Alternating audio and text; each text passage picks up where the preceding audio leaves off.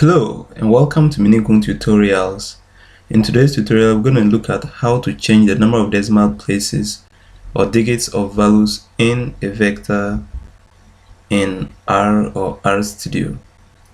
So basically, as you can see, I have my vector here.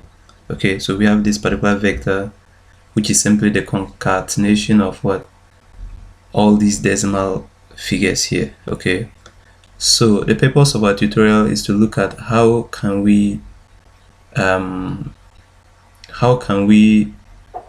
change the number of decimal places.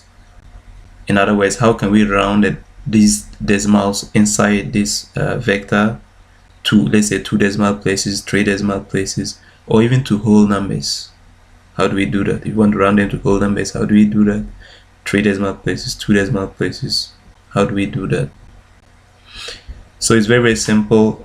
I've already made videos on how to change decimal places for a single value or figure, and I will also be making a video on how to change decimal places for figures like this, or decimal figures within a column of your data frame or data set. So please subscribe in order not to miss my future tutorials. Now, without much ado, let's start. So first of all, let me run the vector. Okay, so if I should run this vector, and then if I should say A and hit enter, so the vector is actually saved in an object called A. Okay, that's what it means. Then we have our vector right here. We use C here is for concatenation, so we concatenated all these values into one vector and we named it A. So first of all, let's try to what should we try to do? Let's try to round all the values within our vector to 2 decimal places. It's very simple. So to do this, we have to use the for loop. Okay, so we say for, let's say for, then we open bracket, I here is an integer, I in A. Okay, meaning to say I is an integer which can take any value of A. So I could be equal to 12.675 blah blah blah, I could be equal to 11.87 blah blah, in that order. Now what is the condition? So we are saying that for I in A, please print as, so we use the code print into brackets, anytime you want to change the number of decimal places, you use the code format. So print the formatting of format, then we open brackets, we are going to round. What are we rounding? I, because I could be any of these values, that's why we are using the for loop. So I here, so we are going to round all these values. I, then we put comma, then we have to specify the number of digits after the decimal point. Okay, so let's assume we want 2 digits after the decimal point. Then digits here will be equal to 2. Equal to 2. Then we close the bracket, and then we specify the number of decimal places. Remember, number of digits doesn't mean number of decimal places.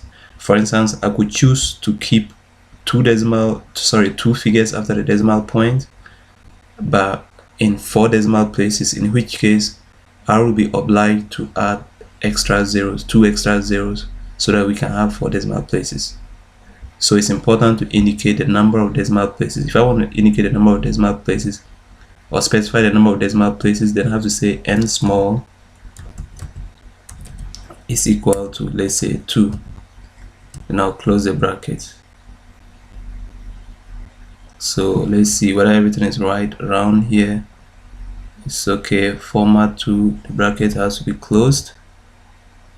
And then what else? Format here.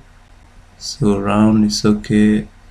Okay, I'm trying to make sure, yeah, that is perfect. Then we close this curly bracket. Okay, now if I should run this, you'll see what I'm talking about. So you see that our results are over here. Our values of our vector have been rounded to what? 2 decimal places. As you can see, this is 12.67, but since the next figure is more than, is at least 5, then this becomes 8, 11 point what, 88, because the 6 is at least 5, so in that order, 30.23. So I hope this is clear. But you would ask me, you will notice that the results are not presented as what? They are presented as integers. Remember, we said I is an integer, so I here, I here, I here. But assuming we want to present our results in the form of a vector, if we want to present our results in the form of a vector, then I would advise you use the if-else command or code. So I would say, assuming I want to save all our results in another vector that I'll call b, then I'll say b is equal to, then I use if-else, now open bracket, and simply say if-else, and then you have to indicate you have to indicate the condition, but before the condition we would say if else a, meaning if you should find if you should find a, what should R do? Once it finds a, R should format, so we say format into brackets round. R should simply round what? Then we open brackets a. So this time around we don't need a for loop, so you see that I do not use I anymore because I'm using if else. If else allows you in fact to state the object right away. So I'm saying if else a, format round, format a in how many digits. So all of these figures should be formatted in, let's say, 2 digits. So we would say digits is equal to 2, then I'll close the brackets. Okay, then I have to indicate the number of decimal places. So n small should be equal to, let's say, 2, and then I'll close the brackets. So brackets here is closed for format. Then I also need the brackets we close for if else, and I think we are good to go. But before we do that, before we close the brackets for if else, there's one important thing. You have to also indicate the no response. When you are using if else, you are saying if yes, do this, if no, do the opposite.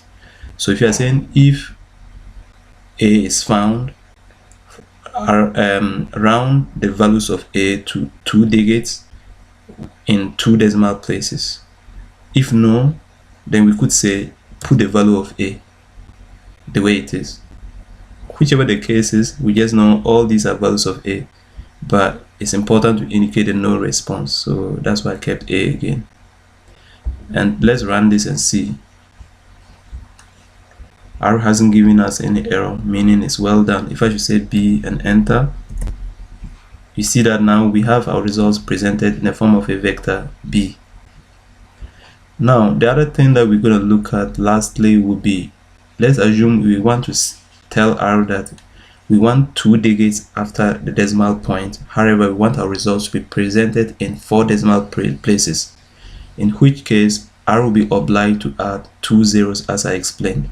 So it will be 12.6800, 11.8800, just for us to have 4 decimal places. It's very simple to do that. To do that, let me just simply copy this again and paste it here.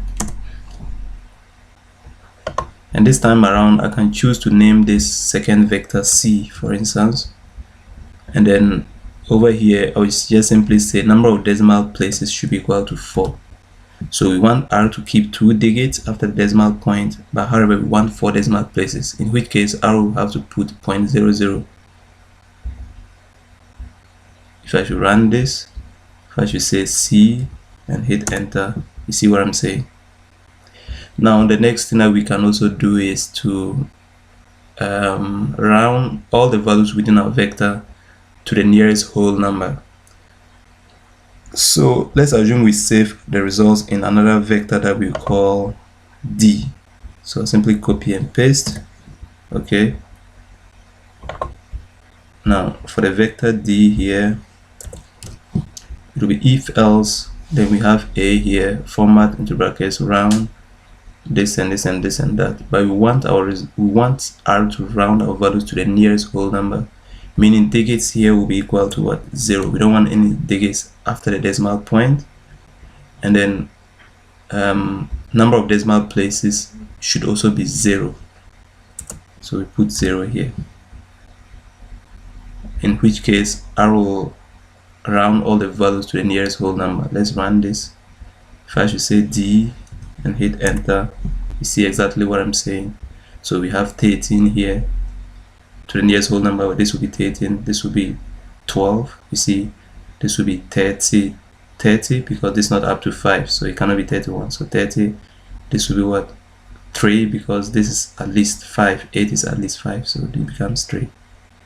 However, if you want to tell R that, okay, present it to the nearest whole number, or round it to the nearest whole number, however, we want it in 2 decimal places. So it will be 13.00, 12.00, in that order. It's very simple. In that case, let's simply copy and paste this. Let's assume I call this fifth vector E. Then we simply say number of decimal places will be equal to what? 2.